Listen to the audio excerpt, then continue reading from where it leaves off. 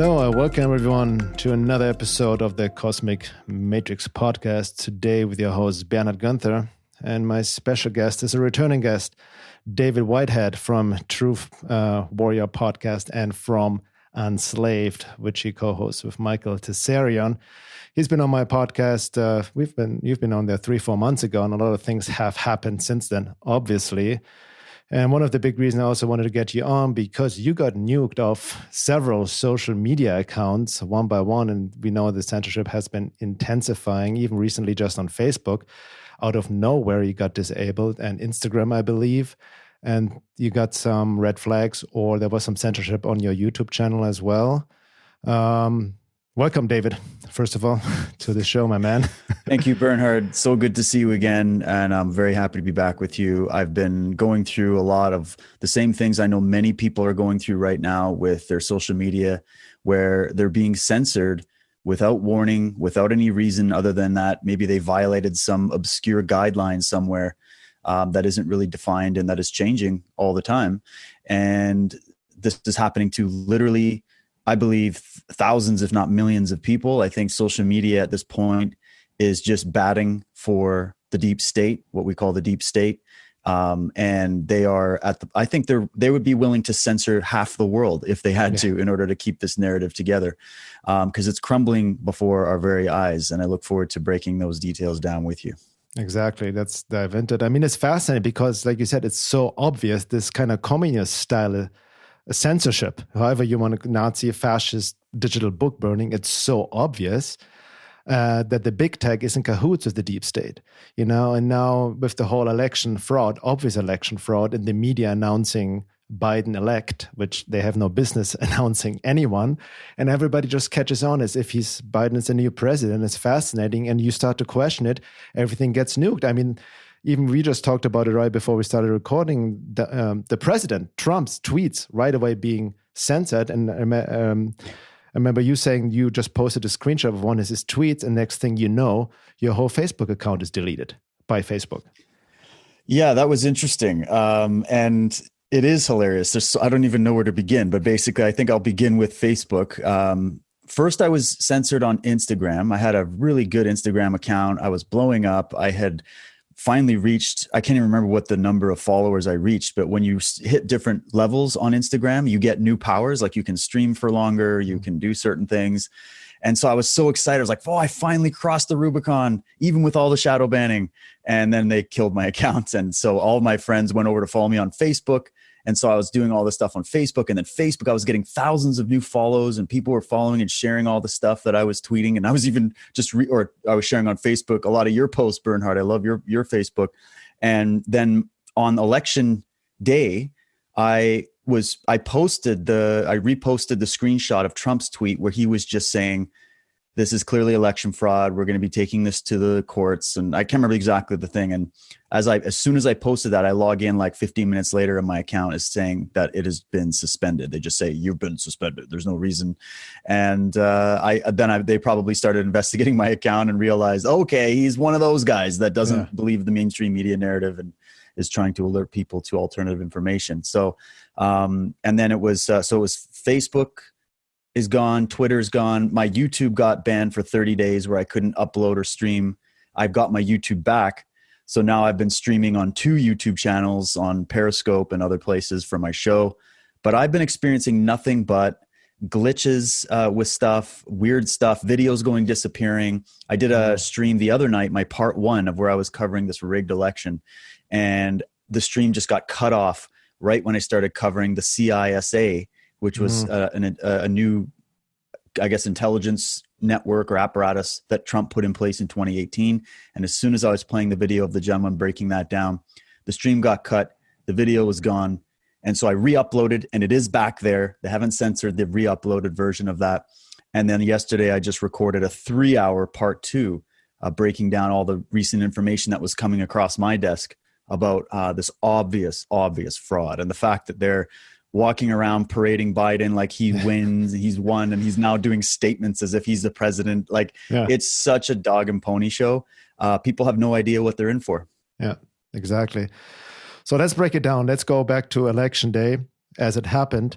And it was just fascinating. I believe, I mean, I personally, again, have never followed in the past elections because I came from the anarchist point of view of just two wings of the same bird. They're all just in cahoots with everybody. Government cannot bring you any freedom until Trump got in because it was a surprise. We all thought Hillary, and then, we've been catching up with it or going along and seeing like what's all the attention this guy is getting, negative attention of trying to impeach him, the attacks and all of that. And we dive deeper and we see, oh my God, Trump is not one of those guys. He's an outsider, right? So going to election day, what first stood out for me is that they stopped counting votes where he was leading in certain states. And that is unprecedented. How do you call it?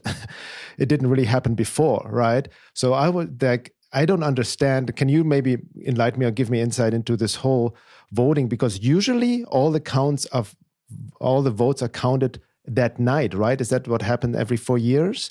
And this is something completely new right now, what we're experiencing. Yeah, well, this is the kind of election you would see in a banana republic or a communist country. This is how it's done. So this is not right now. As soon as votes kept getting counted after November 3rd, they were already violating the Constitution, like right there. Yeah. And then now we know just how bad that's gone on in all these different states. All this evidence is coming out about the fraud. But I was watching it live, just like many people. And I started looking and going, oh my God, this is going to be a landslide. Like the direction of everything was, this is going to be a landslide for Trump. And then it just stopped. And certain states just stopped counting. And there was all these reasons for why they said they were going to stop counting.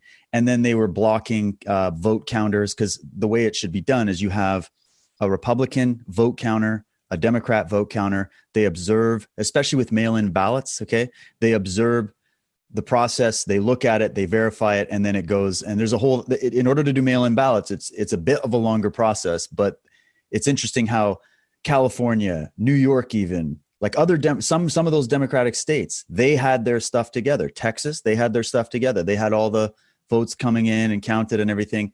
And then it was all these other states that were having all these problems, like Philadelphia and North Carolina and other places. And then as soon as they stopped it, and Trump was calling for everyone's like, stop. You can't be counting. Like, what are you doing? Or they're bringing in other ballots that we haven't verified.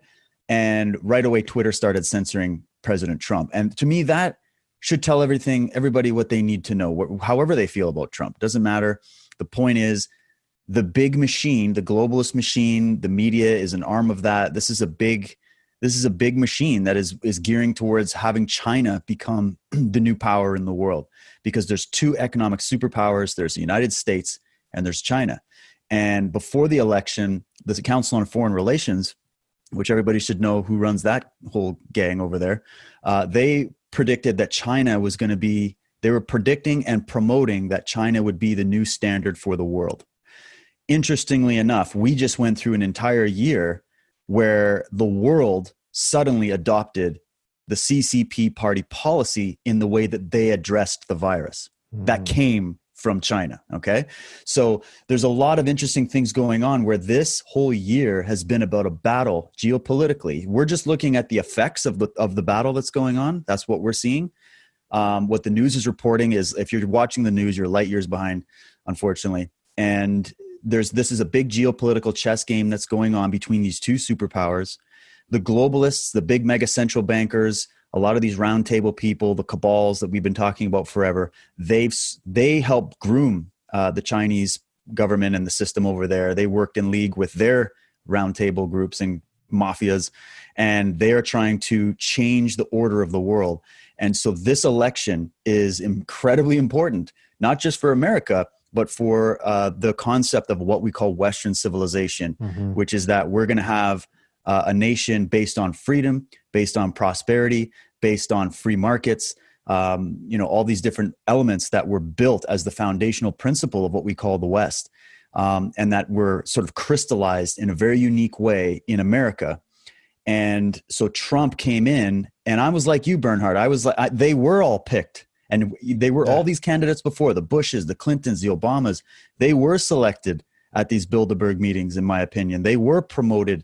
And I believe we're going to get a crash course really soon on just how they made that happen using these rigged election systems that they have in place. One of them is called Dominion. We can talk a bit about that, where it's essentially a way that they can switch votes electronically. And there's even examples of this that I showed yesterday in my podcast, where people could rewatch the CNN coverage of the election and witness in real time how they were switching votes, even just between different governors that were getting voted in.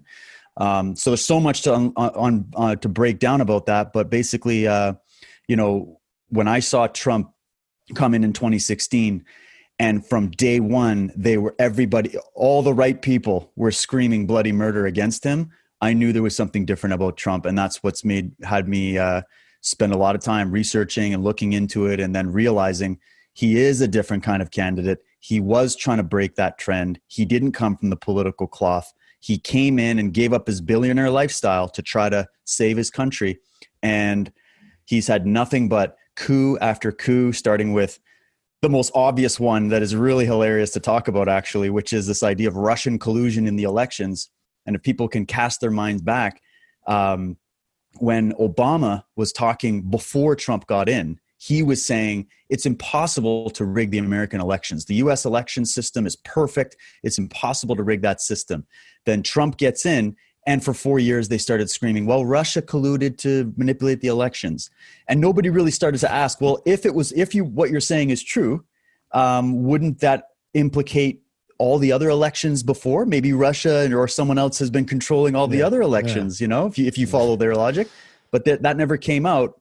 Now that supposedly Trump has lost, which he hasn't, and I'll prove that in a bit, they're trying to say, no, again, it's impossible for them to rig the election. There's no way they rigged the election. There's no way we could have rigged the election. The system is perfect. You're a conspiracy theorist. Yeah. So interesting how they switch stories when it's convenient, kind of like with this virus, where it's totally cool to go and do George Floyd protests and burn cities down for months on end with millions of people involved all over the world. That's totally cool. That doesn't spread or increase the spread of the pandemic. But when you have 30 people in Canada that go to one of their local parliaments to protest government lockdowns, suddenly they are danger to society. They need to be arrested and fined. We were told that we're not allowed to have more than 6 people in our home for Thanksgiving dinner or Christmas dinner. But it's okay now that Joe Biden won the election for people to be in the thousands in the streets, partying, breaking social distance guidelines, singing YMCA to mock President Trump, burning effigies of him, little pillows they're kicking around and making it look like they were that's totally cool. And so this is where I came into all of this, was I said, okay, when there's this many contradictions, when there's this many lies, when the big system that I've been analyzing for 18 years is pointing all of its cannons at Trump at once, and it's based on lies and deception, there's something about him that's different. There's something about him they don't like. And I want to know the truth about what that is. Exactly. I think that's, before we go into more detail on this whole election fraud and what's really happening behind the scenes and the probable future timelines, I want the listeners really to understand. I think most people who follow our work know that, but this is not your classical Republican versus Democrat race, however you want to call it, right? This is not the classical left versus right. On superficial level, maybe it looks like that, yes, right? But even the Democrats, the left, the liberal part, is not what they used to be. They have been completely hijacked, infused with the communist culture, neo-Marxist Chinese values, right? They have subverted for decades. It's infiltration, right? Through the education system. Jordan Peterson has warned about it. So they don't represent the true liberal Democrat values at all anymore. And people who support Biden don't actually really understand what they are supporting at all. And I realize now more and more as well, like people who voted for Biden didn't vote for Biden. They were just so brainwashed and triggered by this anti-Trump TDS, Trump derangement syndrome, that they just voted against him, not even knowing why, because they have been brainwashed. I mean, just today, I posted it, and I saw that if you saw the Twitter tweet by, what's her name? Dr. Naomi Wolf. She tweeted out, "If I had known Biden was open to lockdowns, as he now states, which is something historically unprecedented. He goes the word again. I have trouble pronouncing precedent. I think you're saying unprecedented. Is that unprecedented? Thank you. Yeah. Yes, in any pandemic, and a terrifying practice, one that won't ever end because elites love it. I would have never voted for him. I mean, they don't even know. He said that before, that he's for lockdowns, for mask men, so a lot of people who vote for him don't even know what he truly stands for. They're just blinded with their hate against Trump and what they've been brainwashed, and don't even know what they're aligning themselves with. So, and we see this even now with the whole media. Fox called very early all these states, Arizona and all these states. And Fox is like showing itself as part of the Mockingbird deep state, So again, even the Republicans, GOP, Republican career politicians don't stand up for Trump. So all these bad actors are exposing themselves. So they're deep state players in both parties. This is not the classical left versus right game we're looking at here. You bring up a really good point. I'm glad we can talk about this. This is a really big misunderstanding with people, especially people in what we call the conspiracy movement or the alternative movement or the freedom movement. I love a lot of these people, but they're also, in my opinion, missing a very important point, and you brought it up. It's true that the left-right paradigm has been rigged so that it wouldn't matter what side gets in. It's always people batting for the globalist agenda. All right. And we'll just call them the globalists, or we can call them cabal, whatever people want to, there's different names for them. They're criminals that are trying to take power illegitimately. Okay. And centralize control in the world. And so in order for them to be able to have all of these countries, these independent nations, to get on board with the new Great Reset and the new Sustainable Development Goals and the whole thing that's been funded from the top as the plan for the world, they needed to be able to control elections. And there was a few different ways they did that. One is having both candidates seem like they're two opposites, but really they're batting for the same team. I've seen it happen for years in Canada. Okay. The other is that when you do get legitimate candidates, because a lot of people think anybody that goes into politics is automatically evil and corrupt and whatever. It's kind of like the same thing people think about bankers or business people. This is Marxist indoctrination that we've been growing up with, that anybody that's successful, anybody that wants to get into public office or start a business is somehow automatically evil. And that's just not the case. We have to be very specific about what we're talking about. So it'd be the same. If you get legitimate candidates, and there are legitimate candidates, even in Canada, as corrupt as our system is, there are good politicians here trying to make things better. However, they get flushed out. They don't get to the top races. They don't get to those places. And also because people aren't aware of these candidates, the media blanks them out or ridicules them. So a lot of people don't get to even know that their policies would be better than the candidates that are selected. Now, the other thing is that what happens when a candidate does get through? What happens when somebody rigged the election against the deep state in 2016? This is where people don't maybe follow it. Do you really think, I'm talking to the listeners, do you really think that for decades and decades, military, intelligence, government officials, public citizens, people in different offices were just sitting there watching their country get sold down the river? It's watching their fellow Americans be sent to wars that were not in America's best interest, but were in the interest of these globalists. And watching that happen, administration after administration, and sending even their children over to die in these wars and then finding out later that it was all bullshit. Do you think they're just going to sit back and not try to fight back? I'm talking about what we call the white hats, the people within the system that are patriotic, that are fighting for humanity. Of course, they would start looking at a way that they can get around all of these unfair, infiltrated, rigged setup systems that are changing the destiny of the country.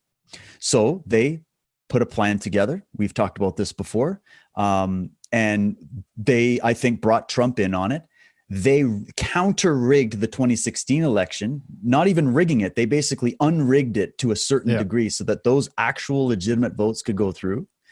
Trump gets elected against all odds. At that point, the deep state in America, the Democrat system, they weren't thinking it was even possible for Trump to get elected. They didn't realize that there were people batting for him so that they would loosen up the algorithms and allow those things to go out. And they didn't know how brilliant this was back then. And they didn't throw everything at him.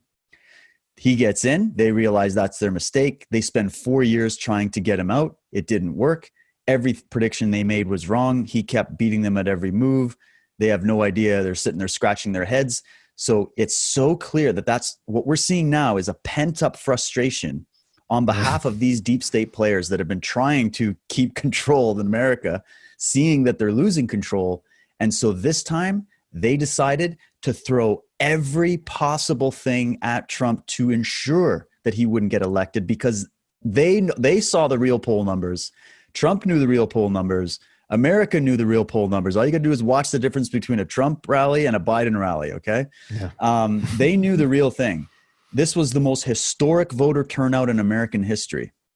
Yeah. And if anybody believes that Joe Biden, of all candidates, like maybe we could have an excuse if it was Bernie Sanders or somebody else like that, but if you think that Joe Biden and Kamala Harris are loved and adored by the American people to the point where they would cast more votes for him in this election than even Obama and Hillary Clinton got, I really think people need to have a second thought about how if they think that's even possible. Okay. So this is a chess game between the people in America and also in other Western countries that are trying to fight this encroaching, basically this push towards this new world order they've been talking around for so long.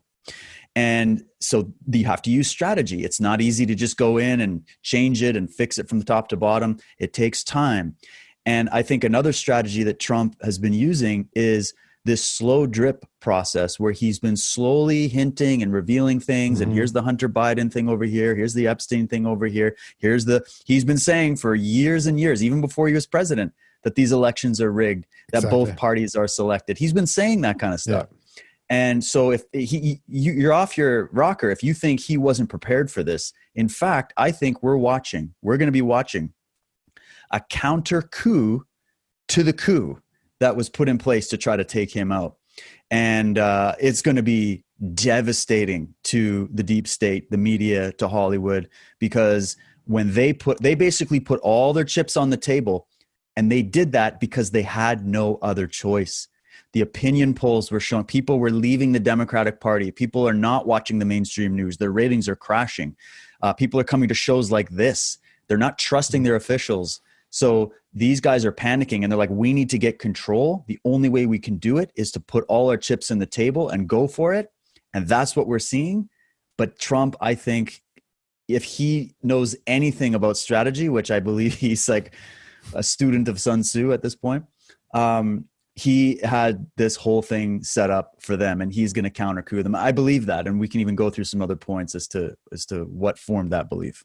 Yeah, no, that's pick up on that right away, strategy, because as you rightly mentioned, Trump has been talking about tweeting out. I remember a tweet from 2012, he talked about voter fraud already, and then throughout the last years, he's been tweeting a lot. And then our favorite letter of the alphabet, 17, has been giving a lot of hints exactly what's happening now over the past 2-3 years now. So, but the question is what a lot of people, they are confused about, because we have been riding this high wave. So everybody thought it was going to be a landslide and Trump is going to be like this, boom. So the question comes up, and I don't mean as a devil's advocate, but just also for people to understand and get your insight from a strategy perspective. If he knew all of that, if Q knew all of that, why didn't they already put in countermeasures so it would be a sure landslide victory right away? That's a great question. And here's my answer to that. Okay. And we'll see if this plays out. And if I'm wrong, I'll come out and I'll eat crow and I'll come back on the show and say I was wrong. Okay. But let's just think of this as a scenario. Yeah. I study strategy for a living. This is my job. I come from the martial art tradition. I read Sun Tzu. I'm a chess player. This is how my mind works. If I were sitting there, I would say, okay, and this is what I think is happening. Trump's entire presidency was a sting operation. This election is a sting operation. It's not an election. And he's not really the president the way that people think of a president. That's why they don't like him, because he's not presidential. But he wasn't put in to be presidential. He was put in to put out a cartoon character image to the media so that he could absorb all the attacks and draw out all the enemies. So it's like in sparring, you put out certain techniques, these fakes and jabs and things to draw out your enemy's attack, because you need to see as quickly as possible what their game plan is. So you make sure that your game plan matches theirs and can overtake them. So you do things to draw out your opponent. Okay. And when people are just watching TV and they're watching Law and Order and they think that this is it's like Matlock, you just, they found the criminal, present the evidence, he goes to jail. That's just, it's way more complex than this. So what he's doing is he's done things in a specific way to specifically combat the media. The media was the first target, because think about it. Right now, the reason everybody's celebrating the streets and all the Hollywood celebrities and the blue check marks are tweeting and there's Saturday Night Live episodes and Joe Biden's doing acceptance speeches in front of a Jeep dealership and it's just getting insane. People believe that if they believe the media. So Trump has done 4 years of trying to show people over and over again, you can't trust the media. They are fake news. They are corporately bought, and they are basically agents, saboteurs, and activists working on behalf of the deep state. So the real people who've been realizing this problem with the media for a long time have been sitting back going, okay, there's something deeper happening here. And there is. So what I mean by him being a sting operation is he was there to draw out the enemy, to inflame them, to antagonize them, to bully them a little bit, to draw them out so that he could see which people on the Democrats and the Republicans were with him or against him. Who were the real patriots? Okay. And we're seeing this now. We're seeing who the traitors are. We're seeing who the cowards are. We're seeing who the people are who are just doing their shtick because they want public attention, which is why they're jumping ship and congratulating Biden. And they're like, hey guys, better luck next year. That when you see those people doing that, Trump needed to know who's really there on his side. We needed to have time to accumulate all the evidence of not just a little bit of fraud in the elections, not just a little bit of political corruption and some shady deals with China, Iran, and Russia, but much more than that. We're talking conspiracy, sedition, traitorous acts, fraud, crimes against humanity, etc. Okay, they've been collecting that evidence. They had a lot of this evidence before Trump got elected, which is why Trump run. He wouldn't have ran if he didn't have the confidence that he could. Yeah. He's got some chips up his sleeve, right? Then they've accumulated it over time. They've been doing moves to open up for attack. You've noticed Trump do this. He'll say something really dumb, or he'll say something. He'll be like, "Oh yeah, we got to do this," and then the media reacts. They're the voice of the deep state. Then the public reacts. They're just people who are listening to the media. And then Trump has now a gauge as to where things are at. This is what I think is happening. So then when it came to the election, so the first coup was Russian collusion with the first election, which magically all of a sudden it was possible. Okay. Just here. Then the second coup was impeachment. That fell on its head. No evidence. Okay. Then now this is the third coup. He's trapping them because now, while he's playing golf right now, and not worried at all, I know. They are pretending like Joe Biden is the president. No. Think about that. He's not the president. Do you think Trump doesn't have all the evidence? He had the evidence of this machine that's not glitching. This was built into the election system. He had all this evidence before the election. He watched the election happen. I think they marked all the legitimate ballots. So they tracked and traced them the entire election process. And so he knows exactly where the real ballots went, where the fake ballots are. He knows where it's all at. So he's waiting like a chess player does, where you invite your opponent to take a very valuable piece. Think so that you basically encourage them to show, to move boldly. But really you've set up a counter strategy that's going to go checkmate right away afterwards. This is how you play. And so I think that's what's happening. I think Trump is advised by some of the best military intelligence people on the planet. And I think that they've got all the systems in place. I think he knew from before he even got elected in 2016 that there was this election voter fraud. I think the fact he got in 2016 shows that he already knew how to counter the election voter fraud then. And so now he's just letting them throw all their weapons at him so that they can exhaust themselves, get all riled up, and then he's going to swoop in and go, oh yeah, you remember how I put Amy Coney Barrett in the Supreme Court right before the elections? Do you remember how he started leaking all that Hunter Biden and Biden connection to Russia, China, and Iran taking money? Do you remember how I started leaking all this over the time? Do you remember all this? And do you see all this evidence now that we're collecting as we're doing audits on all these different states? And on we can go. And that's going to come out, and it's going to come as an avalanche. And I think that when we've been talking about this storm, I think that's what 2020 is. 2020 has been the storm. And this is where we're getting to the climax point in the movie, where all of a sudden we're going to start to see some big hammers start to drop. And it's going to literally shock people. And it wouldn't have been enough, Bernhard, wouldn't have been enough for Trump to get up and say it, because nobody would believe him. They go, oh, Trump, blah, blah, blah. If he has to show people what's going on, he has to show people the electoral process is rigged, so that it's not just about him winning the election. And he said it in the statement that I got banned from Facebook for retweeting or reposting. He said, this is about the integrity of the entire election process moving forward for future presidents.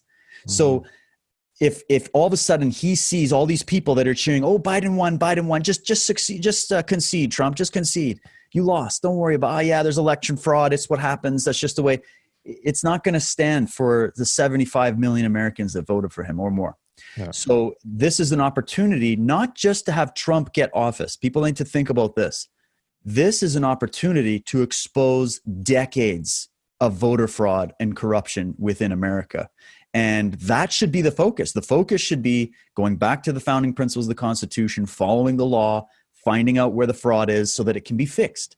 And that's what Trump did. So it was more important for Trump to set this up so that bigger crimes could be exposed than it was for him to just walk in, get the landslide, rig the election, or not rig it, but set it so that they couldn't rig it beforehand, send everybody to jail beforehand, because then nobody would have known how bad it was had he not shown them. Does that make sense? Yeah. And then that what comes to me too, in the end, it is high level, out of war game theory play going on, And Trump, people don't really like what he is really.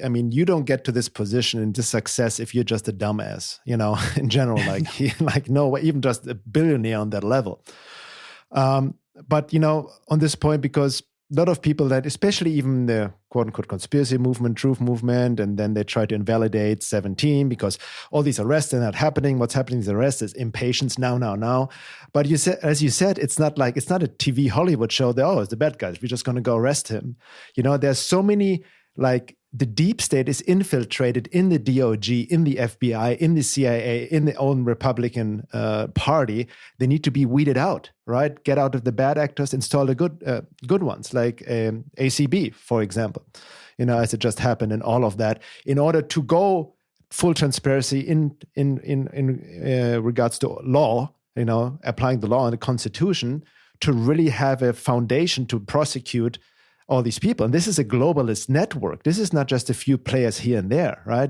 This is uprooting a system, like an evil, corrupt system that has been in place for decades, but has been really infiltrated the world for thousands of years. This is the dark, we can go more into the occult and whatnot, but that's what's at the root of it all. And you just don't, expose people as if it's just a, little arrest you're doing and you just put him into jail. People have no idea the forces he is up against and what's actually happening. It's not that black and white, right? Well, the reason you're so right, and the reason I called it a sting operation, when do we use sting operations?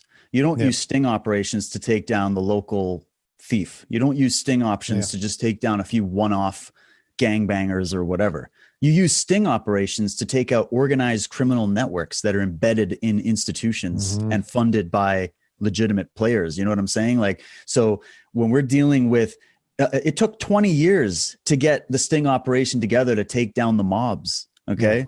That's just the mobs, the mafias. These guys are nothing compared to the real mafias that run the world. When we're taking on the deep state, people are used to watching television, cartoons, and movies. They also have been watching a lot of documentaries that generalize subjects and generalize things to such an egregious degree. It's insane. So you have to get specific. And that's where I look at it. And I say, okay, if you were going to take down the deep state, and they're this powerful. They are literally they're the most powerful. They print money. They own the money making machines. They own the media. They have power that you can't even imagine. How are you going to overthrow that? The only way to do it, and I'll tell you this as a martial artist, the only way to defeat a bigger, stronger, and more powerful opponent than you is to set traps so that they trip over their own shoelaces and fall on their own sword. It's the only way. It's the entire basis of martial art training. If I'm going to teach some mother of 6 children how to defend herself, I don't have 20 years to turn her into a UFC champion level fighter. I don't have that time. I have to teach them strategies that work against over these types of odds. So, and a good thing is I did a little thing on Twitter to just kind of give some people encouragement.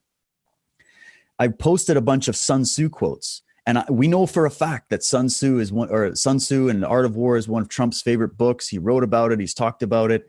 You can see the moves being made if you know what you're looking at. But like, look at this kind of stuff. Just think about it like this. Sun Tzu says, pretend inferiority and encourage his arrogance. So when you're overwhelmed, you pretend like, oh, we're retreating. Oh, you guys got us. And then what happens is the enemy goes, yeah, winning. And then they run through predictably, and yet you had a countermeasure in place to hit them from behind. Another one is engage people with what they expect. It is what they are able to discern that confirms their projections.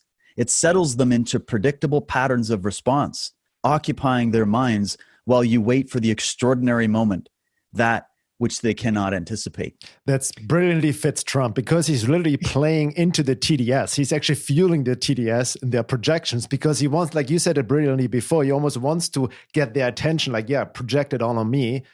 While in the back door, in the background, behind the scenes, we put everything into place for the counter he's move. Playing the cartoon character that the media made. They made a character of him that didn't exist before he was president. I remember going back and forth to Los Angeles, and there was this one time where this one driver I was with, an Uber driver, there's a big friendly black guy. I was talking to him, and he started telling me, he's like, I don't know why everybody got a problem with Trump. Everybody used to love him around here. Then he got elected president. All of a sudden, he's the scum of the earth. I never understood that, I remember having those kind of conversations. He wasn't every rap song. The rappers loved him. Yeah, exactly. Like he was, So what happened is Trump kind of went in, okay? And then he saw the type of strategy the media was going to use, which was to create this. Let me back this up. I'll back up this so I can explain it. On Unslaved podcast, I'll try to remember the number of it. We interviewed a former intelligence analyst named Kent Clisby, and he wrote a book. I'm trying to remember the name of the book. I'll send it to you after, where he basically broke down his intelligence research on a particular gentleman who was sort of like a plant. He was a Soviet plant to start the process of injecting these particular ideas into American culture through these Marxist parties and communist parties and all this kind of stuff at the institutional level of the media and the education system. And the ideas that they had in the blueprint, and Kent Clisby goes through line by line what was delivered to all these outlets. That this is the plan. This is what we're going to start projecting, because we have to do this Trojan horse style. We can't beat America ideologically. We can't beat them economically. We got to infiltrate them on this level. And what it was to start putting the idea in. And this was in I believe it was the 30s, the 40s, and moving up, was the idea that America is inherently racist, homophobic, misogynistic, all these different things. Okay. They were trying to project this, that America as a country, and this got projected onto all Western countries. Right. And this was the slow march through the institutions. And it was just interesting how the Kent Clisby, he kept saying, no, it's specifically these things: homophobic, racist, all these, because the worst slurs work in the minds of people. And so what happened is that as America, and this was the battle we were having before the election, before Trump came in, there was a cultural shift happening where people were fighting back and going, America's not racist inherently. America's not sexist. It's not this. And as that battle was happening, that's the environment that Trump got elected in 2016. And so what these conniving bastards did was project the plan of how to take America down ideologically and culturally. They projected that onto Trump as an archetype. They turned Trump into a negative archetype by casting all of those accusations that they were using to weaponize the media against the minds of American people They did that and cast it onto Trump because Trump represented, let's bring back America. Let's revitalize. Let's be independent. Let's not go with the climate accord. Let's not go with the UN. We're not going socialist. We're going to bring back. And so he represented what these globalists hate, because that is completely contrary to their interests. Right. That's why they hate him so much. They also know that he's got all kinds of dirt on how pedophilic and satanic they are. So they basically tried to cast that on. The media projects the image 24/7, 100% coverage is to reinforce this idea in people's minds.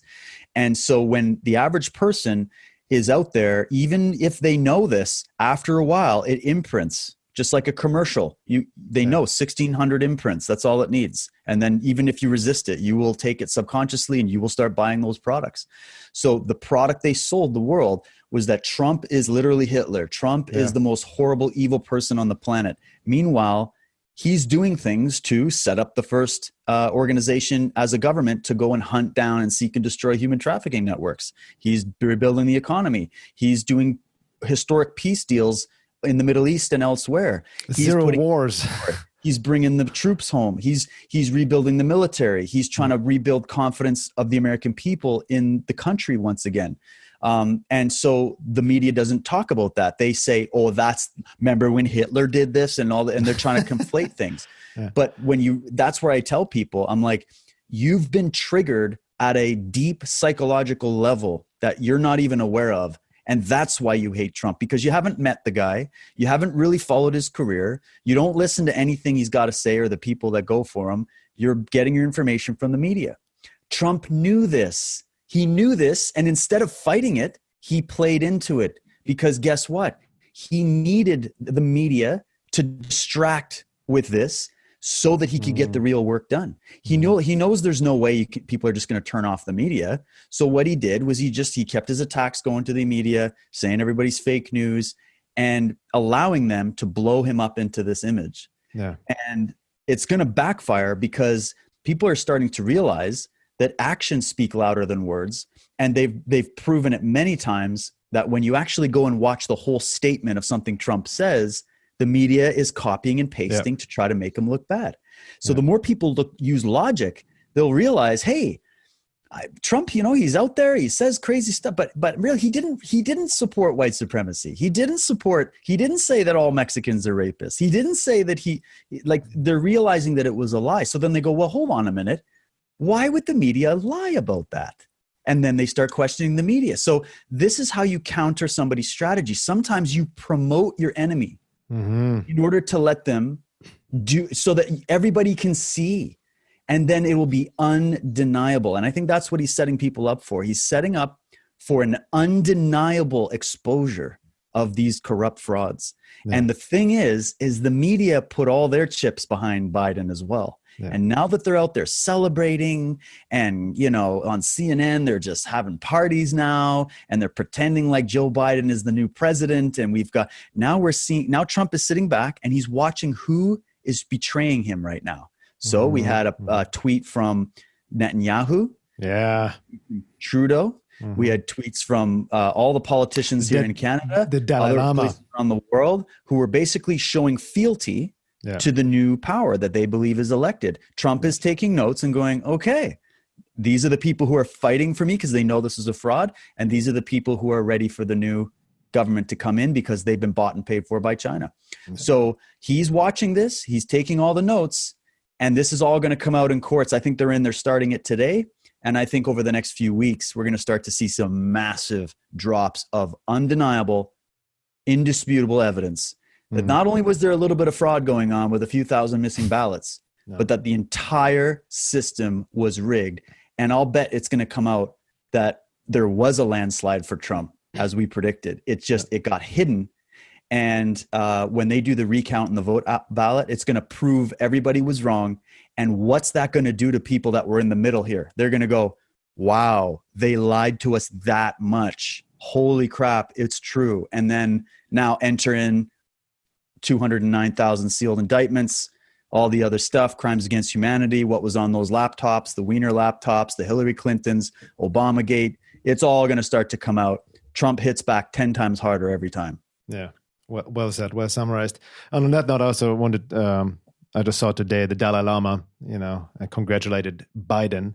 And we know the Dalai Lama, right? He's also asset for the CCP and, CIA sponsored and all of that for everybody's doing their research, the rock star spiritual, teacher, whatever. But that's the strategy to draw out. Bill Gates, did you see Bill Gates? Bill Gates is so happy. Yeah, he's like, of course I can get my vaccines. The only I give who's the guy, the president of Mexico. He's like, no, hold on, I'm not giving any congratulations yet.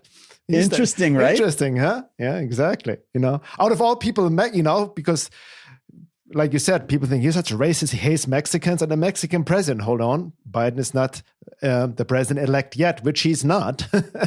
Period. Well, the president of Mexico is trying to dig himself out of his own deep state over there. Yeah. So I think him and Trump I think we're starting to see, like you said, we're going to start to see who's on what side here. There was people also trying to flip last minute, right? Kind of in a sense. That's what's happening behind the scenes right now. But I want to touch upon a couple points you mentioned as well. Number one, very important, like you made, that makes so much sense, Trump's strategy of like attracting that attention, you almost taking in the projections, the hate and whatnot, the TDS, to play that image, the character, so to speak. But that's why you need also somebody who has a strong ego, strong sense of self like him. Otherwise, it would destroy you. With getting these kind of, we talked about this, I think, on the past podcast, these kind of projections, these kind of hate on an energetic, psychic level, it can take you out, right? You need to have not only physical foundation, but a psychic protection foundation, a certain level of healthy sense of self, even egotistical sense of self to withstand that. Otherwise, it just takes you out. I mean, I know myself, I'm public too. I get my attacks here and there, and sometimes I feel it. It's just, fuck, the personal attacks. And then the hate that's projected towards him, you have to have a psychic constitution that can withstand that. And he has that. Because people always look for this, like, fake politician, eloquent, like Obama was, right? Who's just whatever, good looking, eloquent, smooth talking, which Trump is not. But Obama is the real psychopath and corrupt politician, right?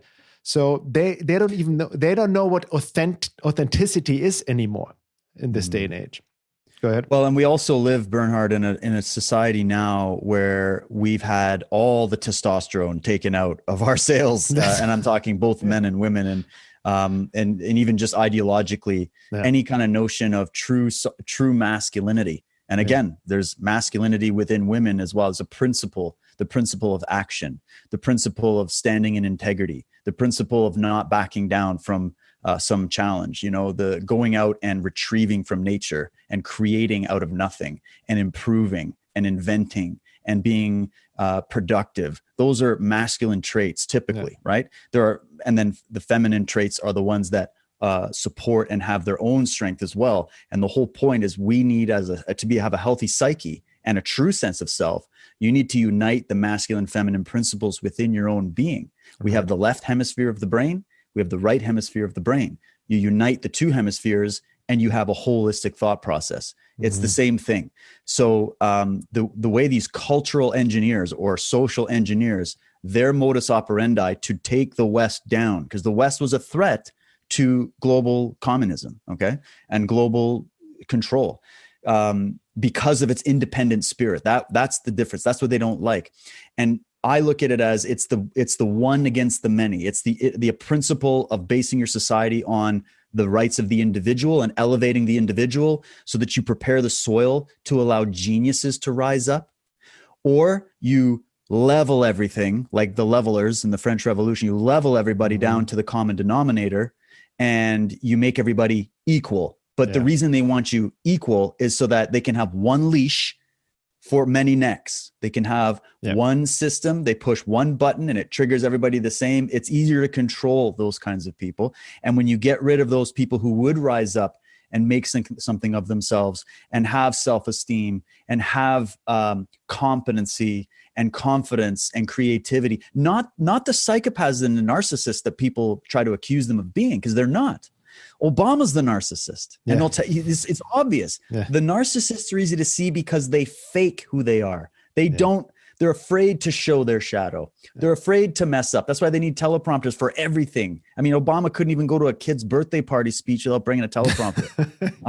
The most inauthentic people. Kamala Harris, what kind of drugs is she on? Yeah. She's getting up and talking to people like they're 5 years old with this big fake smile on their face. There's nothing real about these people. They're fake plastic trees. Okay.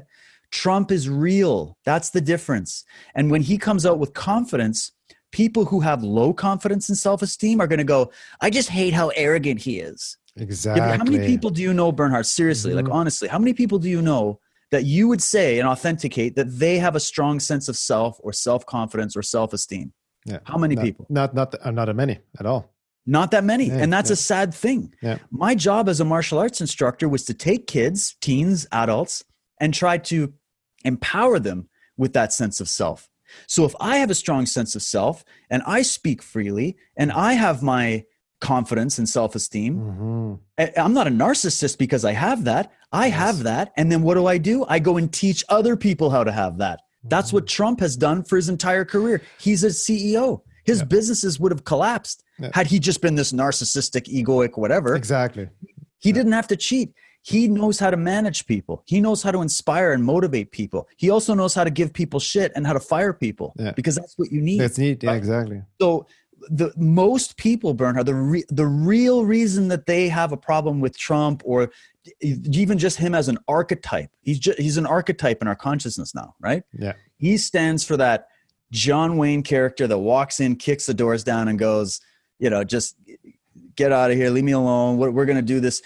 And people take that as arrogance. But the fact is, he doesn't have it. He's just enough big of an ego to be a public figure, which is what you need. Okay. He has a big enough ego, which he then uses that to save the country that he loves and goes and inspires other people to go get a job. You can do anything, be the outsider, right? Yeah. The outsider is threatening to people who live in a hive mentality. The collectivized minds, they hate individuals. It could be Trump. They hated Giordano Bruno. They hated Nikola Tesla. They hated Walter Russell, Wilhelm Reich. They arrested him, burned all his books, in America. And on we could go. The outsider, the one who is truly confident, the man of self-esteem or the woman of self-esteem, which means self-knowledge, not narcissism, I'm better than you, but just that functional, the root of your survival. Okay. Yeah. Is when you live like that, you're not afraid. You don't back down. You're definitely going to be embedded with the idea that you don't want to have the mob controlling your life. You want to control your own life. And somebody like that is not going to go out and burn and loot, as we're seeing. They're not the ones burning and looting. The people who love freedom, the people that support President Trump are not out there burning, looting, and causing violence. Who is out there burning, looting, causing violence? Yeah. The people who are saying Trump is narcissistic. These are the narcissists. David, thank you so much to hit so many nails on the head right now. It also ties into the warrior archetype, the true masculine principle.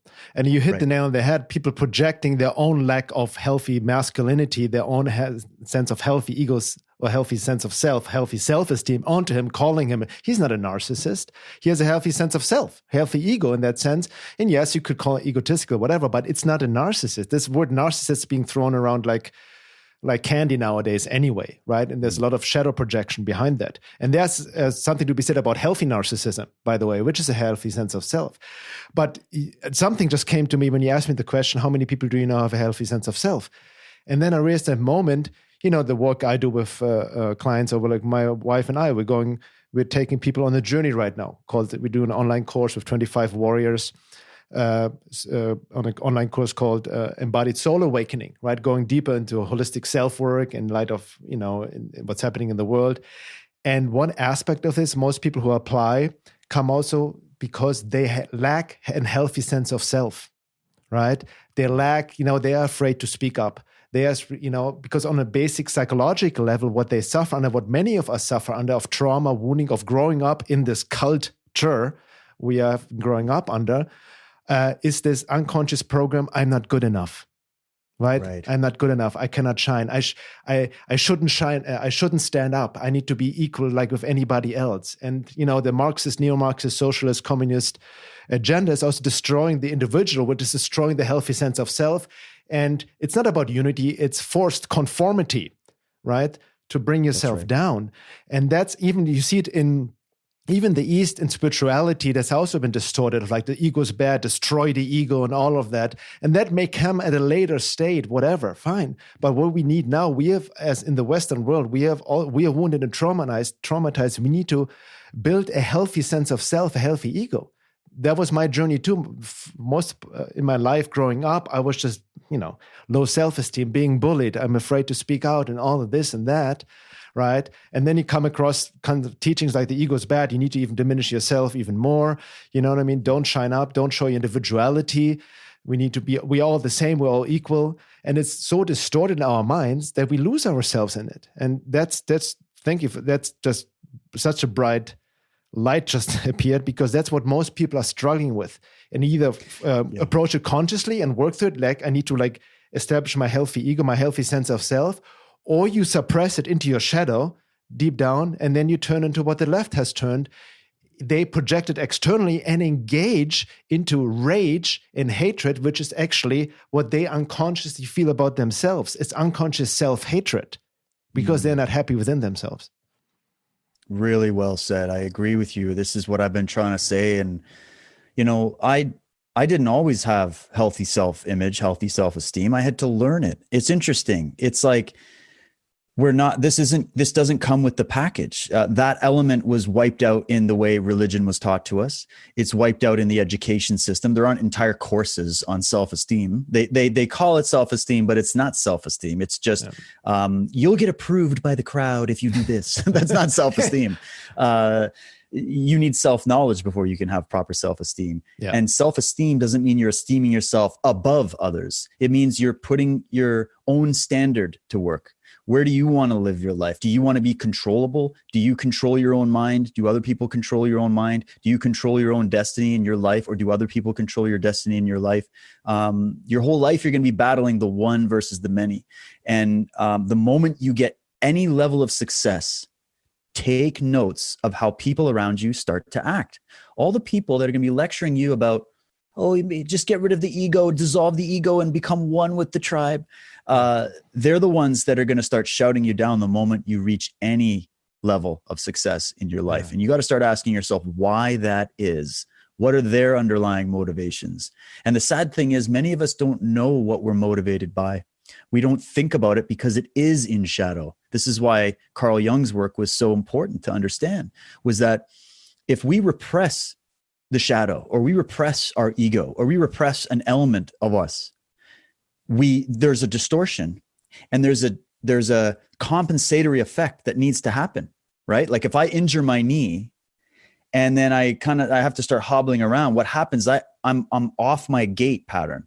And then I probably am going to throw off my hip, and then you try to move around that, and then you throw off your shoulder. And it's the way it is. There's a compensatory effect. So the same works with our consciousness. Yeah. If you're going to tell me that the ego is evil and we're just going to get rid of the ego and we're going to follow what the Dalai Lama and Eckhart Tolle or whatever trying to get rid of the ego and just bliss out.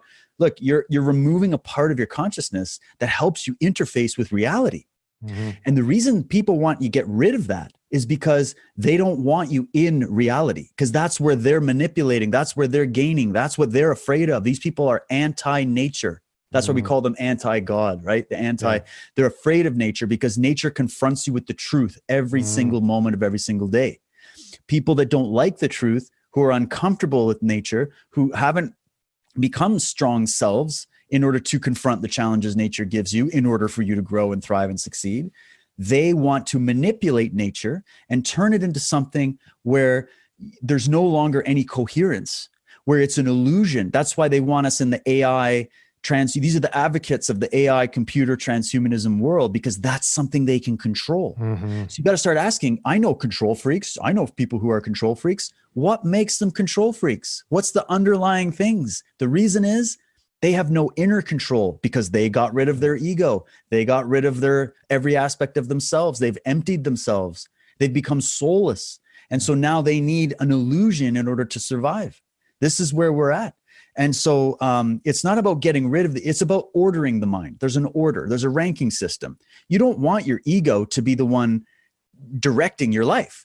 Yeah. You use the ego as a tool to interface with reality, to interface with the public, right? But you don't let that control. You want the true imperial God's self, the self, The true the self. real self, Yeah. which is that spark of consciousness that lights you up. That is the king of the house. The ego serves the king. If you switch those dynamics, yeah, there's problems, right? But when you think about narcissism is the lack of self. And people don't get that. They think, oh, these people who have confidence, or they're just narcissists. No. The narcissist is the one who murdered the self. The egoist is the one who promoted the self and uses the ego in an appropriate manner, not to abuse people, but simply as a mechanism to interface rationally with people, right? And so it's about ordering it properly and keeping it in check, not going in surgically removing it and then expecting for divine intervention to come into your life. It's not going to work. So this is where people misunderstand it, in my opinion. And they don't know what real confidence is when they see it because they don't have it. So they project their envy. Envy, the 7 deadly sins.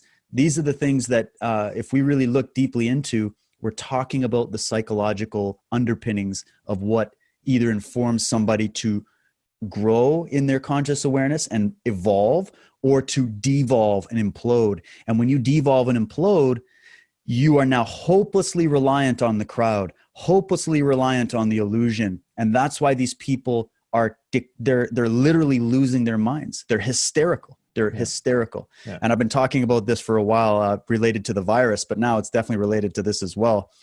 The real virus has been isolated, contrary to what people hear. The real virus, in my opinion, that has hit this planet in 2020 is not some, lab created flu. The real virus is something called hysterical contagion. It's something where it becomes contagious. We start mimicking behavior. We start using fear and operating from a place of fear. And then we become irrational because when we look at the rational through a rational lens, it's too frightening. So we go, okay, I don't want to see it. I don't want to see it. And we censor ourselves. And so because these architects have been censoring us and fact checking, they're trying to train us how to think like them. They're trying to give us their mind. Yeah. We have to resist that by saying, no, I'm going to read my own fact checker. Thank you very much. I don't want the Pointer Institute to fact check everything for me. I'll fact check for myself. And I will look at whatever information that I want in order to inform my mind. I will use my own rational and reasonable faculties to determine what the truth is. I'm free to make mistakes on that journey. I'm going to make lots of mistakes. That's normal. That's part of the process. Don't interfere with me. And I don't need to have an edited, super controlled, micromanaged reality. I will determine my own life. And in order to be able to do that, you need self-esteem. You need a healthy ego. You need self-awareness. So the fact that their first attack was against that principle, and we're raising generations of children who had no concept of self-esteem. You want to know why we're getting people running around, taking dumps in the street and, burning effigies of Trump and, causing riots and burning and looting? They're burning and looting within their own being, and they're just projecting that out onto the world. And that's the virus that is haunting this planet this year. Wow, David. So, yeah. We're at the end of the first hour. I just want to add on this real quick. The irony of the equation, what you just mentioned, a narcissist actually deeply insecure within. That's what it comes down to, a narcissist, right? That's right. And also what you mentioned with this equality illusion, it reminds me of a passage of the Hermetic occult teachings stating there is no such thing as equality in the entire universe. There's hierarchy, but not hierarchy, I'm paraphrasing, based on some artificial power, race, or gender, whatever, but a sacred hierarchy. Just what you mentioned, the hierarchy of like the ego needs to surrender, become a vessel for divine will, for your true self, intact, right? Not destroying it, just full alignment. The feminine, like you mentioned, the alchemical marriage of the inner male and female, being and doing one, boom, grounded in earth and heaven at the same time, right? And yeah, that's a powerful thing. And that's a differential. It's funny you mentioned that's a Hermetic concept. We've been doing a series on Unslaved talking about the two streams of ideology that came from the ancient world. There's different variations to them, but basically there was the idea of Hermeticism, which was to see God in nature, meaning that, nature is spirit and spirit is nature in the same spectrum, but in different perspectives. Whereas there was also the Gnostic perspective, which was that Earth is a cage of the soul. It's run by a demiurge. It's an illusion, and it's here to trap your soul. It's the cage of souls, and the only time you'll get close to God is when you finally leave this earth or whatever. And there's different variations. I'm not saying all Gnostics believe that, but just the two general streams of thought that came out. And we analyzed and we compared it. And when you actually look at those ancient ideologies that eventually flowed through the different cults and the different religions, and then it eventually broke down through politics, and we had, the Hobbesian view versus, the whatever is the other guy, and then all these different differentiations. You can see now this became the left and the right, the liberals and the Democrats, the conservatives, and you realize, wow, these ideas had an origin point, and they've just been filtered out and then changed and bastardized over time. But the main gems are still there. So that's why I find so much value going into the ancient way of looking at things and reading people like Schwaller Delovich and Gerald Massey and some of these guys who studied the ancient Egyptian ideology and brought out the best ideas from it. And I think that this is the time we need to go back into this ancient knowledge to try to pull forward something that's relevant for our time now that we maybe have forgotten. So I totally agree with that. The idea of this narcissist being somebody that has self-esteem or whatever, it's got no legs to stand on. It's actually the other way around. The narcissists are just good at doing what vampires do. The archetype of the vampire in the movies. Those vampires don't just come out and have all the fangs and the blood and the evil and they're not obviously vampires. They're the most attractive, suave, smooth, sexy, charismatic type of people you could meet. That's why you're attracted to them. And your attraction to them is what gives them, in the natural law, full carte blanche to suck your blood because you came willingly, because you bought their lie. So we have to remember that, yes, we are sold lies. And in the universal code, they have every right to sell you a lie. It's not moral. It's not right. It's not good. But we have free will. So, yep, we're being sold a lie. Now what? Are we victims because there's liars, criminals, and psychopaths in the world? Or do we respond by just not buying the lie and therefore making them delegitimate and they'll fall away by their own vices? You know what I mean? I think we're getting a new perspective on how we can move forward in a positive way this year, even though things seem dark. Remember, it's always darkest before the dawn. Yeah. So let's end it right here, because that's what I exactly explore in the second hour. I want to talk a little bit more specific about what's happening with the voter fraud, like the software that's out there, the Hammer and the other one. Forgot the name right now. It's very fascinating what the Sidney Powell has uncovered. But also catch up or continue what you just shared also in the positive sense. What can we do now, right?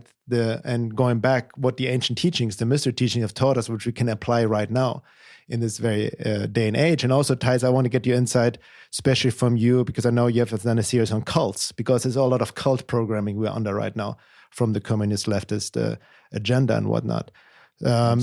So again, for anybody who's not a member yet, you can sign up at veilofreality.com, my website, for the second hour.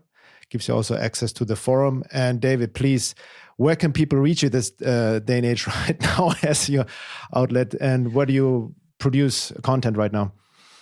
Well, to be safe, the safest place to find all my stuff is at dwtruthwarrior.com. And my other website is unslaved.com. That is the work that I do with Michael Tessarian. But for my private work, it's dwtruthwarrior.com. And I have all my social media links there. Some of them are working right now. Some of them are not.